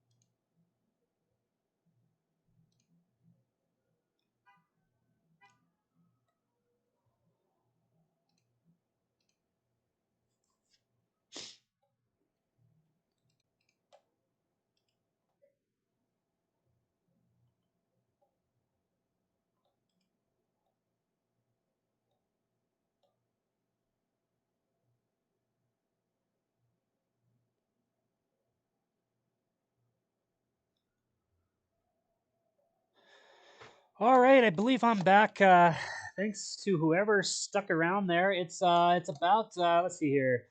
It's about 10:40, so I will be getting going here pretty soon. It looks like probably sooner than later because I think that this is all getting screwy again. Yep, the stream is just not holding up. So if you guys do have any questions that you wanted to ask, feel free to just pop them down in the comments or send us a message at Creative Cow. You can also find myself, Levi Borland, on creativecow.net. Feel free to send me a message there, or you can find me on Facebook, Food Fight VFX. I'd be happy to answer any questions you guys might have. I hope that the majority of the stream worked out all right because I do like the idea of people being able to go back and watch things. But I think preemptively, what I may do is just kind of shorten up the process and streamline it. Tutorial for you guys, something that isn't recorded live. Simply because we are having some issues there. But guys, if you're just tuning in, this is what we made right here. We tracked this effect onto our actor's hand, in this case, my hand. I'm going to purge real quick all my disk cache memory. 172 gigabytes. That's probably a little bit about what's going on.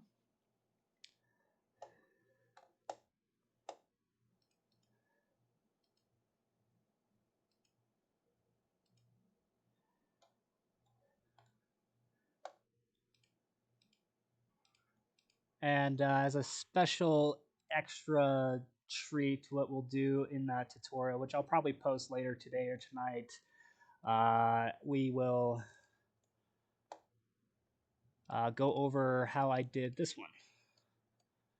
So where I did a, just like essentially just a bruise on my face.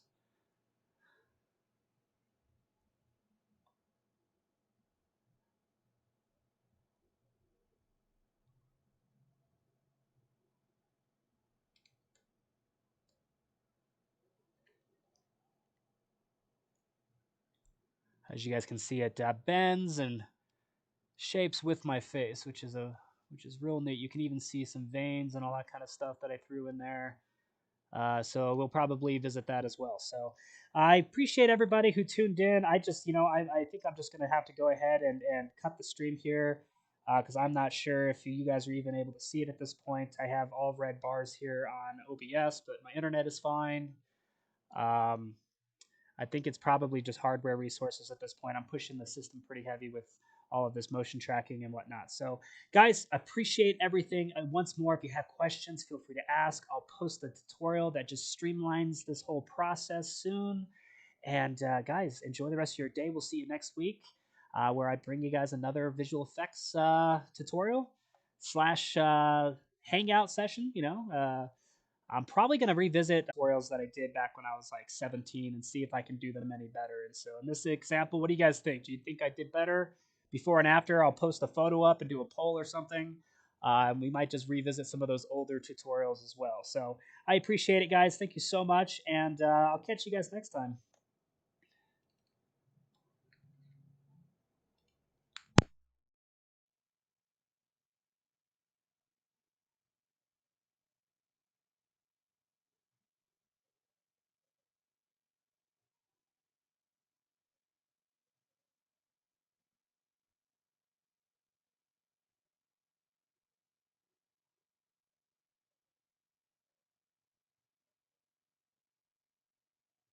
Session, I'm probably going to revisit tutorials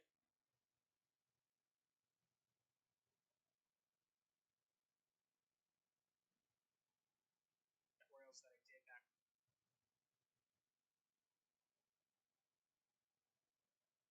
I was like 17 and see if I can do them any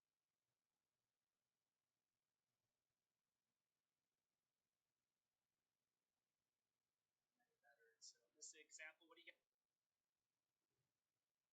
think? Do you think I did better before and after? I'll post a photo up and do a poll or something. We might just revisit some of those older tutorials as well. So I appreciate it, guys. Thank you so much, and I'll catch you guys next.